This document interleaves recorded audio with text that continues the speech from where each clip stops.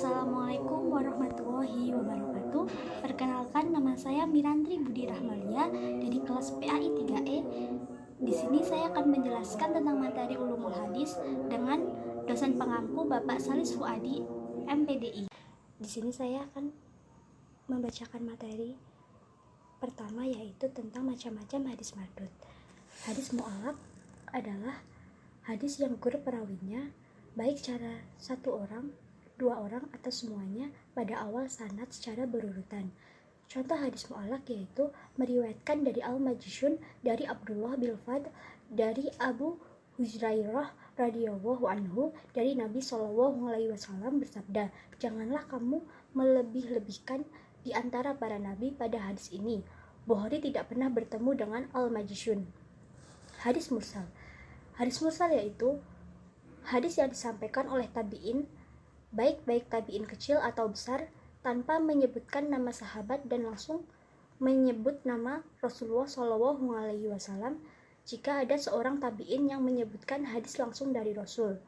Contoh hadis mursalah yaitu Abu Daud menyatakan telah menceritakan kepada kami Musaddad, ia berkata telah menceritakan Husyaim dari Mu'az bin Zuhroh bahwasanya telah sampai berita kepadanya bahwasanya Nabi Shallallahu alaihi wasallam jika berbuka mengucapkan Allahumma laka sumtu wa ala zika aftartu.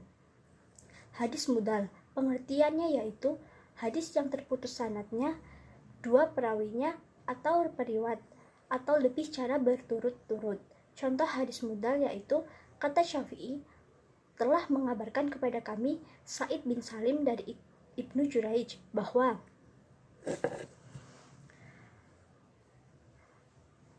Akhbar Sa'idu bani Salama an Ibnu Juraiji anna Rasulullah kana idza ra'ail baita raf'u yadayhi. Imam Syafi'i berkata, telah menceritakan kepada kami Sa'id ibn Salam dari bin Juraiji bahwa Nabi Muhammad apabila melihat Baitullah, beliau mengangkat kedua tangannya. Hadis munqati, pengertiannya yaitu menurut sebagai ulama hadis atau al-hakim bahwa hadis munqati adalah hadis di mana dalam sanadnya terdapat seorang yang tidak disebutkan namanya oleh rawi. Hadis munqati merupakan hadis yang dalam sanadnya gugur satu orang perawi dalam satu tempat atau lebih. Contoh hadis munqati yaitu berkata Ahmad ibu Syuaib telah menceritakan kepada kami, Utaibah bin Sa'id telah menceritakan kepada Hisham bin Urwah dari Fatimah bin Muzir dari Ummu Salamah Ummul Mukmin, ia telah berkata, telah bersabda Rasulullah Shallallahu alaihi wasallam tidak menjadikan apa-apa sampai di pencemaran dari susu dan adalah teranggap hal ini sebelum anak berhenti dari minum susu. Materi kedua yaitu tentang hadis matruk. Pengertian hadis matruk, menurut bahasa matruk merupakan ismi ma'ful dari lafaz taroko, berarti meninggalkan, sedangkan matruk sendiri berarti sesuatu yang ditinggalkan.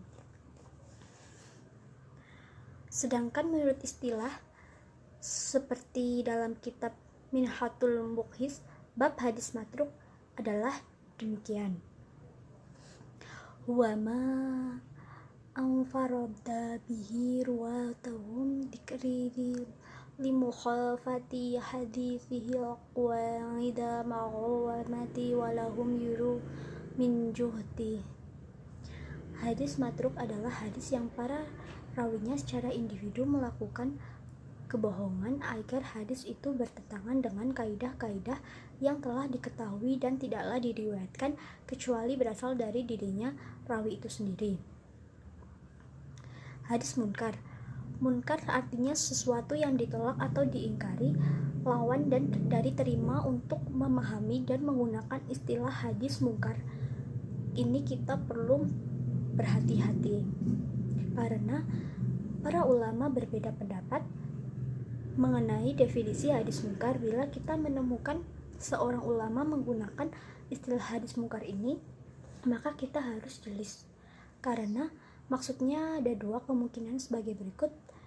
Sebuah hadis yang diriwayatkan oleh seorang perawi sangatlah pelupa, sangat sering melakukan kekeliruan, terlibat suka terbuat dari maksiat, atau susah dipercaya bila sebuah hadis diriwayatkan dari jalurnya saja. Pengertian kedua, sebuah hadis yang diriwayatkan oleh seseorang perawi yang dhaifnya bertentangan dengan hadis yang diriwayatkan oleh perawinya yang thiqah. Dhaif karena majhul perawi. Mengetahui keadaan perawi hadis adalah salah satu hal penting untuk menentukan kualitas sebuah hadis, apakah diterima atau ditolak. Hadis yang diriwayatkan oleh seorang yang thiqah atau terpercaya, maka hadisnya makbul atau dapat diterima. Sedangkan hadis yang diriwayatkan oleh seorang yang dhaif atau lemah kualitas adalah ataupun dhaifnya, maka hadisnya mardud atau ditolak. Hadis dhaif karena mubham.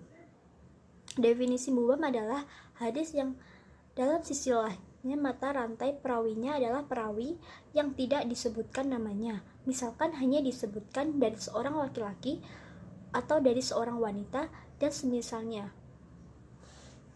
Hadis dhaif karena bid'ah.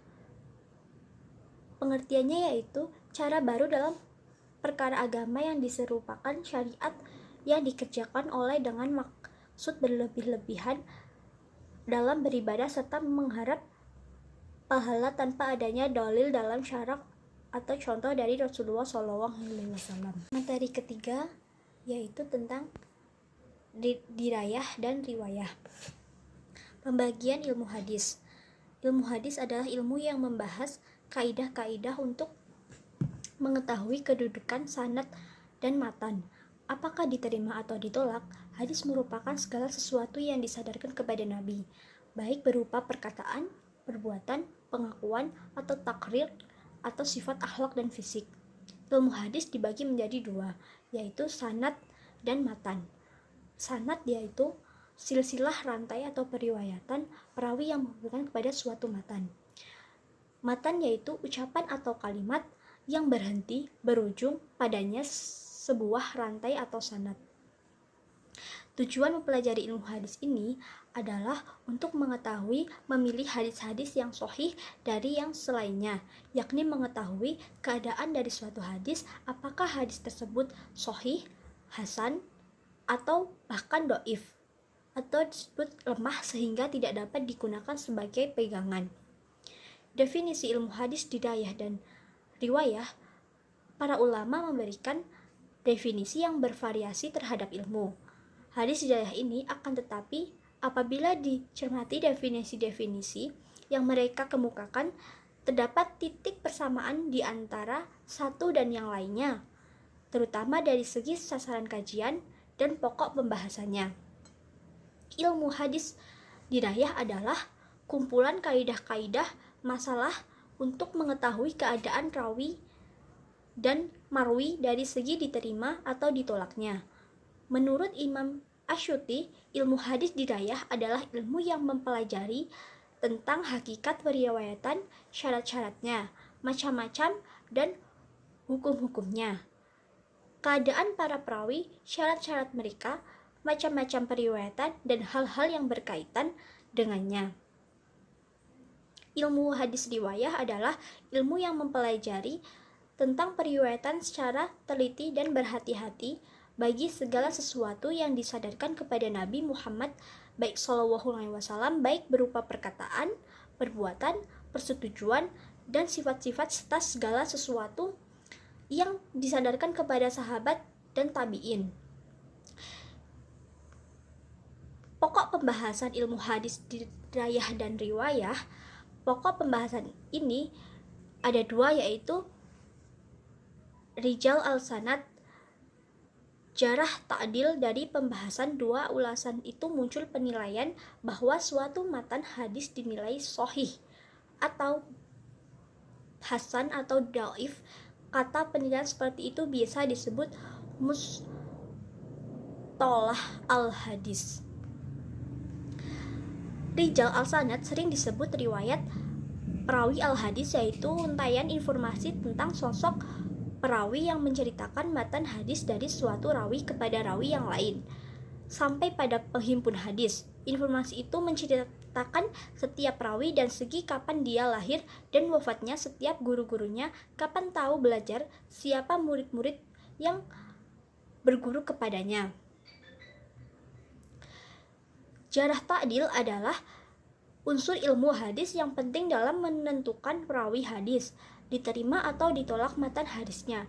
Dengan kata lain, hadis Nabi dinilai sahih atau tidak didasarkan pada penilaian itu. Dari segi lain, klasifikasi tingkat tinggi rendahnya nilai hadis pun ditentukan oleh unsur itu juga. Atas dasar itu, hampir semua kitab ulumul hadis, baik karya ulama mutaqaddim atau mutakhirin, selalu membahas jarah ta'dil.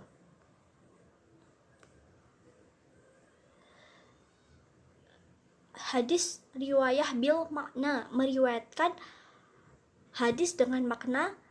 Kata adalah meriwayatkan hadis dengan maknanya saja, sedangkan redaksinya disusun sendiri oleh orang-orang yang meriwayatkannya. Hukum mempelajari ilmu hadis dirayah dan riwayah. Hukum mempelajarinya yaitu fardu kifayah. Artinya, bila ada sebagian orang telah mempelajarinya di suatu daerah, maka gugur kewajiban yang lain dalam mempelajari ilmu ini. Namun, akan menjadi fardu ain apabila tidak ada satu orang pun di suatu daerah mempelajari ilmu ini. Faedah ilmu hadis dirayah dan riwayah. 1. Dengan mengkaji ilmu hadis, kita dapat menyeleksi hadis-hadis secara akademis untuk dijadikan sebagai pedoman. 2. Dengan mempelajari ilmu hadis, kita dapat mengetahui hadis-hadis sahih, dhaif, mauquf, marfu, maqbul atau dapat diterima, mardud atau ditolak, ma'mul bin atau dapat diamalkan, mardud,